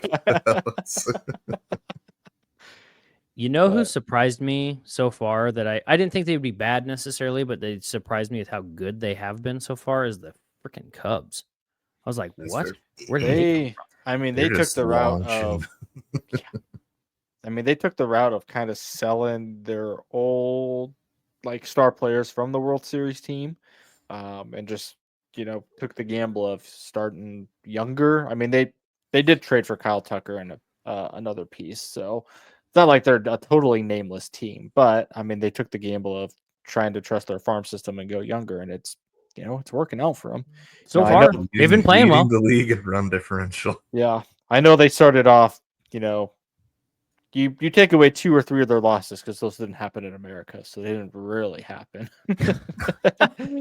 Regardless of who they did play, which was the Dodgers. Well, but even the Dodgers technically, as of right now, as of this recording, are not the best team in baseball record They are alone. not. I'm not It's the Padres. talking. I'm not. Yeah. So, and the Padres have been also fun to watch. I mean, they were fun to watch in the playoffs last year too. So Right. whatever. But I don't know. At this point, like as a Cardinals fan, it's hard to be like, this year's probably kind of a kick the can down the road, figure it out starting maybe next year. Mhm. The hitting is already better, so figure out your pitching and you'll have a solid baseball club. Awesome. That's not happening this year. But at this point, as we head towards the playoffs and get there, it's going to be anybody but the Dodgers and the Yankees. Correct. I wholeheartedly agree with that take. But yeah, for Boston, like I said, they're finally starting to figure it out a little bit. They did. I will admit they did give the White Sox 2 of their wins. They did lose that series at Chicago, so that was super fun for me to swallow that with pride.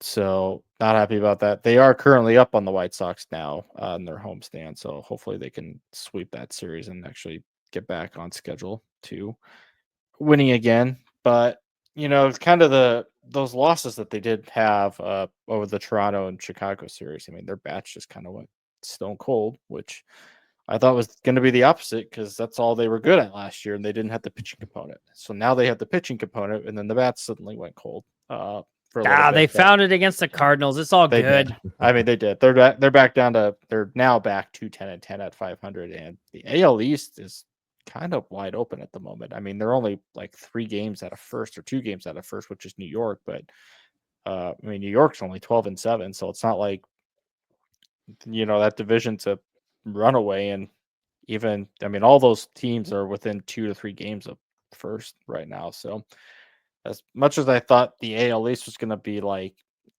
more high winning competitive against each other, they're kind of all just mid, but all competitive at the same time, but mid. So I don't know who's really going to win that division because Baltimore was supposed to be really good and they're kind of off to a slower start now. And, Toronto's kind of surprising me. I didn't actually think they were going to be good this year, but even though they traded for 90-year-old Max Scherzer. Well, and then they signed what the hell's his name?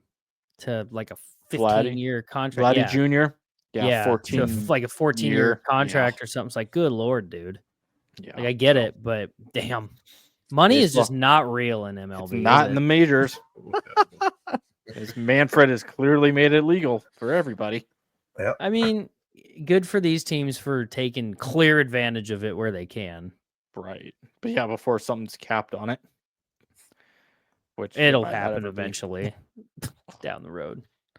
Well, after I do have some faith in that because we did bully Manfred last year for the uniforms and Fanatics. So we did bully him into changing it. Yeah, except for the fact that now if you still buy anything off of Fanatics, it takes fucking 3 weeks to get there. And second of all, half the time, if you want to, here we go. I ordered a shirt off of Fanatics, and I was looking, I hadn't ordered it yet, and I was like, I just want a tri-blend T-shirt because like the regular cotton ones they have suck.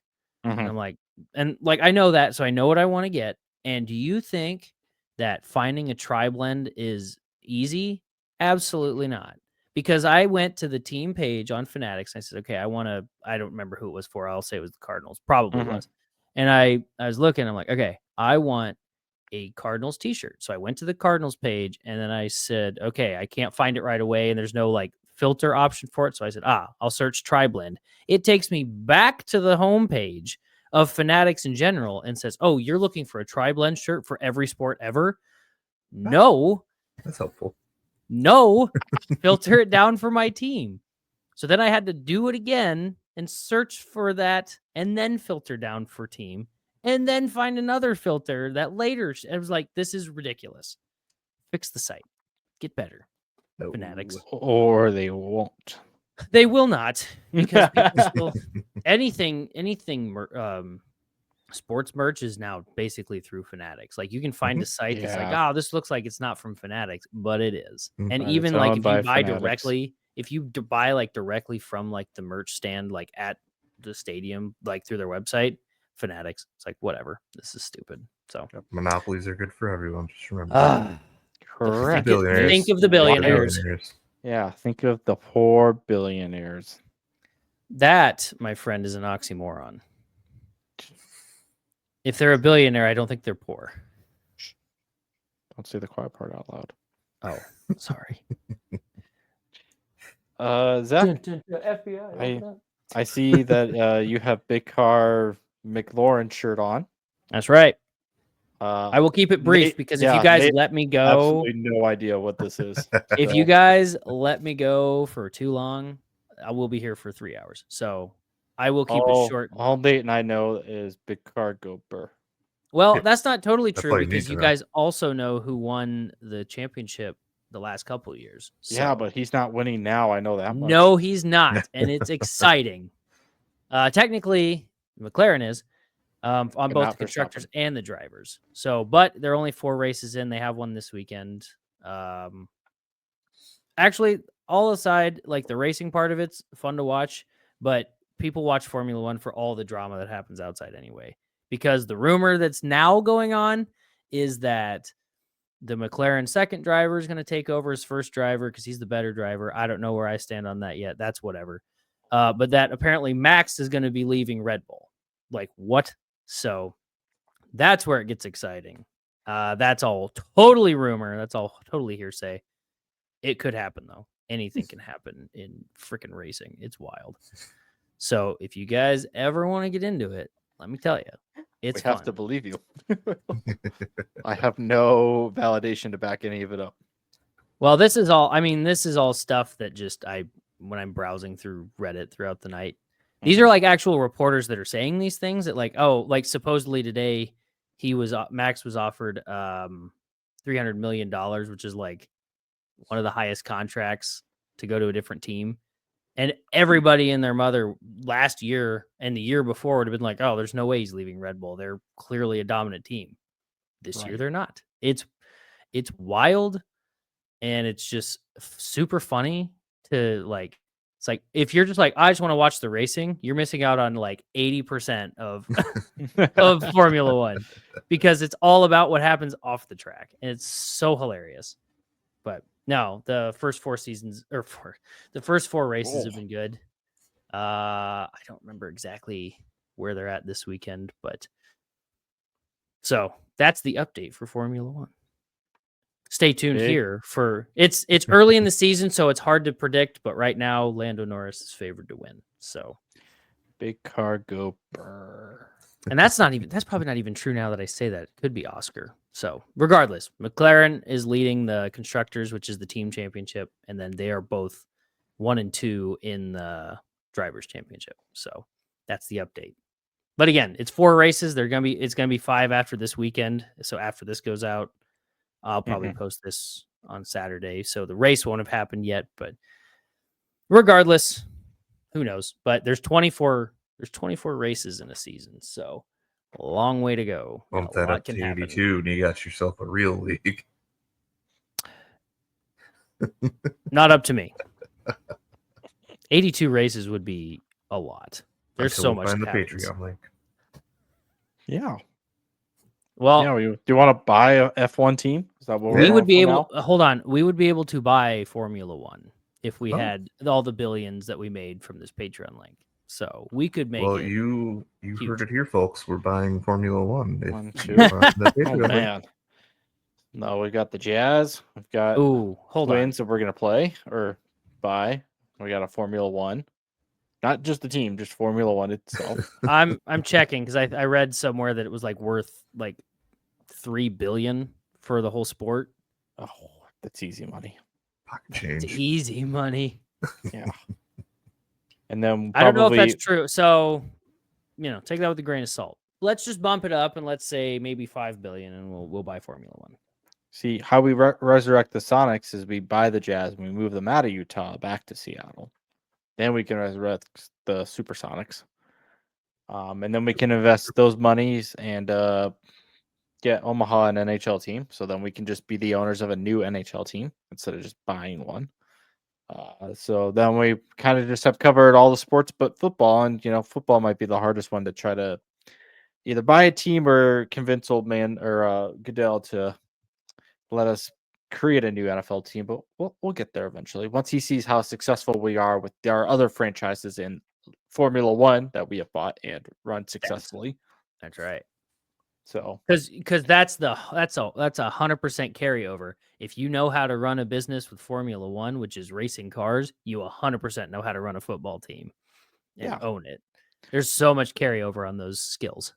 So we're just covering all the bases just to present our case study like Shark Tank to Roger at the end of the year saying, these are the teams, this is the league that we have. Our proposition to you is just let us do this. Yes. And speaking of covering the bases, we'll also have to pick out, who's the baseball team? Oh, we could probably buy the White Sox. I mean, we were just saying Minnesota because I think they were up for sale at one point. Yeah, but aren't they going to like good owners now? No. Wait, who was the one stuck with our owners? No, who was the Minnesota team that finally got like the sale or whatever Wolves. the team to go through? Yeah. Damn it. Yeah. Okay. A-Rod and that was the one I was thinking. I thought A-Rod, I was like, oh, baseball. Silly me. If you wanted to buy the Twins, I wouldn't say no. Well, as long as they want to spend any money on the Twins, I go for it. I will say the last piece of sports thing that I briefly wanted to mention was Mr. Old McElroy winning the he finally did it. Grand Slam. He did it. I think the ratings came out. He really tried not to. Having a 4-shot lead on the back 9 and then going into a playoff, he really tried not to win it. Hey, it's the second 9 now. You can't say back 9. Sorry, Andy. the second 9 for Augusta. Ugh. And you can't refer to the people as fans; they're patrons. As just another one of the particular rules that they have. But I think CBS came out. I think they had close to 5.5 million people tune in for that last round, which is incredible. It was incredible golf at the end. Just the whole, can Rory do it? And then he started to choke, and then Justin Rose came back, and then Rory got the lead back, choked, got it back again, and then he eventually won in the playoff. But I mean, I'm sure a lot of people were just rooting for history at that point, whether you liked Rory or not. I mean, I was definitely just rooting for Rory in general, but definitely just watching a piece of history that only 6 other golfers in the entire world have ever done with a career Grand Slam. And the stat that I looked up and I was like, man, Rory's been in the PGA a long time. How many wins does he have compared to Tiger? He's got like 39 wins, and then Tiger's all the way at the top at 82. Oh my god! So as much So as Tiger was people are good, like, huh? Tiger was a little good at golf. Yeah, it turns out.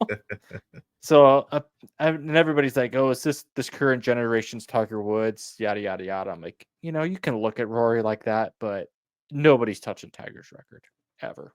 It's gonna be it's got to be some 18-year-old right now that we don't know that's gonna suddenly start winning consistently like 4 or 5 times a year for the next 20 years to even try to get close to Tiger. So it just kind of adds another piece of how great Tiger Woods is at golf. But yeah, it was an electric last Sunday round at the Masters to watch Rory complete that and win. And thankfully he didn't choke this time, or else just like he did last year at I think it was the PGA losing to Bryson. I mean, that was a choke job. He to begin with.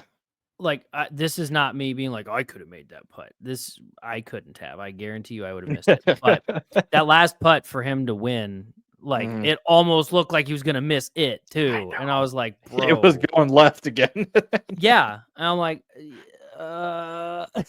he hit it, and I was like, oh, I think it's in. I think, oh shit, I don't know if that's in. And then it fell, and I'm like, oh, okay, good. Whoo. Yeah. And I mean, just the whole 7-minute like just reaction, you could just tell of like, I don't think you could visibly see a bigger weight being lifted off a person in that moment than what Rory reacted after. And now he's gonna go off to win like fucking like 5 more this year, just because like, and I've done it, so I'm good now. I mean, he's completed almost pretty much everything that like a golfer could complete in his entire career. I mean, he's won multiple Ryder Cups, obviously the career Grand Slam. Probably the only thing he hasn't done is win the Olympics, because Scotty keeps winning the Olympics, which is no surprise either. But I mean, he's won obviously the FedEx Cup at the end of the year multiple times. So I mean, he's check marked pretty much everything that a golfer can do but the Olympics at this point. So it obviously, I'm not saying that he's going to stop being competitive and like stop playing now that he's done everything, but you can just go out and just play golf for fun now, basically, because you've done at this point everything that you wanted to do. He doesn't have to prove anything at this point. No, so he doesn't play. You just go out and play and just keep winning more money. But yeah, it was a fun round to watch, and you don't get very many of those kind of big time golf moments that often anymore. So to see it kind of happen the way that it did, especially at one of the biggest golf tournaments every year, was just incredible theater. So it's like that Martin Scorsese meme, just him sitting back, the absolute cinema meme. that was those last 9 holes and the playoff. My favorite story that had to come out of that, though, had to be like Bryson being like, oh yeah, he didn't talk to me. It's like, what? Yeah, he was locked in on winning. Exactly. Like I don't even I don't play golf professionally. I barely play busy golf, trying to win the biggest tournament ever. he's got his mind set on something. He's like, oh, he didn't talk to me. It's like, gee, I wonder what may have been going through his mind. Like, not come on, everything guy. that gets talked about the past 11 years every time it comes to the Masters is, will Rory complete the Grand Slam this year? Yeah, now what are they going to talk about? That I don't know if you saw the clip when he got back Bryson to the press knock conference. Somebody out? No. I mean, maybe, but the first question the first thing that Rory said when he sat down after his when his press conference got started, he goes, yeah, I don't know what you guys are going to have to write about next year, because you can't ask me that question anymore. What's it going to take to win the Grand Slam? That's a fair point. Worked out. But yeah, it was fun. It was, like I said, you don't get very many of those electric golf moments that often, unless you're like a huge golf avid fan and watch most tournaments every weekend. But to have it on that stage, especially at the Masters, which is great TV. Even if you weren't a golf fan, I mean, some of those golf shots that he hit, I mean, it's incredible. That whole last playoff, just every shot he took. It was funny because Justin Rose took his. Was it Rose or Love? Justin Rose. Okay, because I got it mixed up the other day too. Justin Rose took his shot, and you're like, oh, that's really good. And then Rory comes up and says, watch, like, hold my beer and watch this, and just does it better. And I'm like, okay. The angle that they had on that last one when he got on the green too, I was so confused because they're like, oh, that's going to roll back. And I'm like, roll back? Like, what the hell? It looks like it's rolling forward to me. But it was. And then it rolled back. It caught the slope. I was like, what? And then I figured out like what way it was looking compared to where he shot it from. And I was like, oh my God. So that's what being a good golfer looks like. Wouldn't know. Where all of us would airmail it over the green by about 20 yards. Not me. It'd go that way. It'd go off to the right. Also, the people that stand there and like on like the sides of like the drive, you're safe. Like they're not gonna hit you. Now, if it's us driving, I don't know. I don't know that I'm safe. There's nothing saying that they won't errantly just turn it a little bit and freaking bean me in the head. If it does, that's one. It's going to be a hilarious clip that you're going to see for the rest of your life on the internet because there's no way unless everybody would post it. Unless you get turned into a vegetable by a freaking 150-mile-an-hour flying golf ball. Your husband's in the hospital in a coma because Rory McIlroy drilled him in the head at 200 miles an hour off a drive. Come on now. That's 100% a Bryson move. Yeah, you're right. Yeah, Bryson would drive at 200 miles an hour. Honestly, I just watch the Masters or like the golf tournament for the shit that people say after the drive happens. For the random shit that the cameras catch or the mics catch. A lot of it for the time being, especially for like if you ever listen to Pardon My Take interviews, because they interview like Max Homa is one of their repeating guests, and if you ever watch him drive, a lot of what they say after Max Homa drives are like things they have said on that podcast that Big Cat and PFT had told them, like have like mentioned to Max and everything. So it's like if you get big like internet golfers like that are on podcasts for the youths of America, you'll get weird things like that. But yeah, Andy, we're still young enough we could be considered youths. Come on now. Nate might be. More months. Zach, we're the big 3-0. Yeah, we are. I'm 31, so. No, you're the big 3-0. Yeah. 3-0 no, more like. All right. Well, we've sported it up. I think it's time to get out of here. I would agree with you. Let's cheer on our playoff teams, both hockey and NBA, because they're both starting at the exact same time. You guys can cheer on your playoff teams. I will not be. I'll be cheering on your playoff teams and hoping that something can happen with mine to maybe see you guys next year, but we'll see. You'll get there. Just figure out your team. The Predators had a bad year, but I think next year, I don't necessarily think they'll get to the playoffs next year, but I think, they'll start kind of rebuilding and rebounding. So we'll see. The Suns, probably a lost cause. So no, Zach, they'll get there.